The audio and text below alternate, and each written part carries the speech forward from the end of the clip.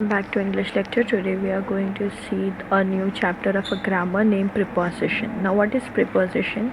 A preposition is a word that shows the relation between another word and a noun, phrase or a pronoun that follows it. अब usually preposition क्या होता है, जो एक verb और एक noun के बीच का रिलेशन बताता है. ठीक है, जो वर्ब और नाउन के बीच में आता है या प्रोनाउन के बीच में आता है, इन दोनों के बीच में जो वर्ड रिलेशन बना रहा है उसको हम लोग प्रिपोजिशन कहते हैं. आपको उस सेंटेंस में नाउन कंपलसरी मिलेगा, नाउन मिलेगा या तो प्रोनाउन मिलेगा, दोनों में से कोई एक मिलेगा या आगे जाके दोनों भी हो सकते हैं, बट वर्ब भी उसके उस सेंटेंस में वर्ब भी कंपलसरीली रहेगा. तो जो वर्ब के बाद और नाउन से पहले जो वर्ड रहेगा उसको हम लोग प्रिपोजिशन कहते हैं. जैसे हम लोग एग्जाम्पल में देखते हैं, I wrote to Ameya. Ameya किसी का नाम है तो ये क्या हो गया, नाउन. रोट क्या हो गया, वर्ब. तो नाउन और रोट के बीच में आ रहा है टू, तो ये टू क्या हो गया, प्रिपोजिशन, जो इन दोनों के बीच में क्या बना रहा है, रिलेशन बना रहा है.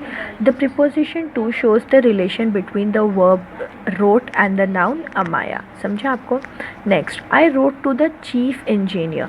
द चीफ इंजीनियर ये किसी का नाम नहीं है या किसी के कुछ ऐसा प्रॉपर चीज़ नहीं है, बट एक ये कम्युनिटी का नाम है, तो इसको हम लोग प्रॉपर नाउन के तौर पे बोलेंगे.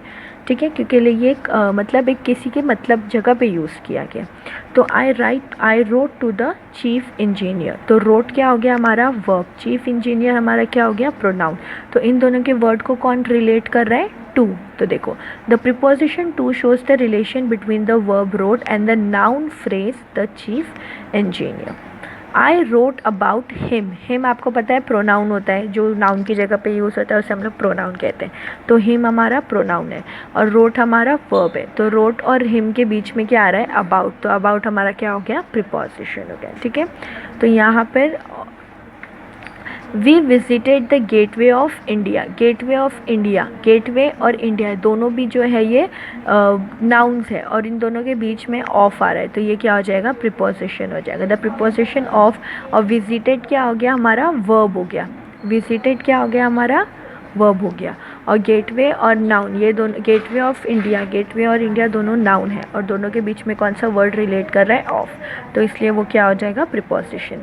We reach right on time. Reached क्या हो गया हमारा, वर्ब.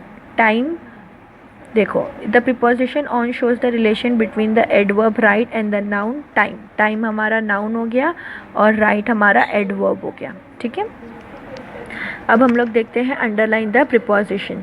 अब आपको प्रिपोजिशंस को अंडरलाइन करना है. मैंने 10 सेंटेंसेस के क्वेश्चन आंसर्स दे दिए आपको, बाकी के 10 को आपको खुद करना है. ठीक है, और ये बाकी का जो ये है 8 सेंटेंस ये ओमिट है, यहाँ पे लिख दिया मैंने.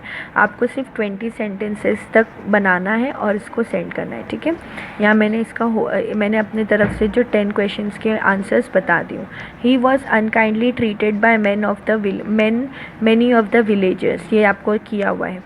To believe is to see angel dancing among the cloud. अभी डांसिंग हमारा वर्ब हो गया, क्लाउड हमारा नाउन हो गया, अमंग क्या आ गया उसके बीच में, तो इसलिए ये क्या हो गया, preposition. Through an open window I can see a women at a table.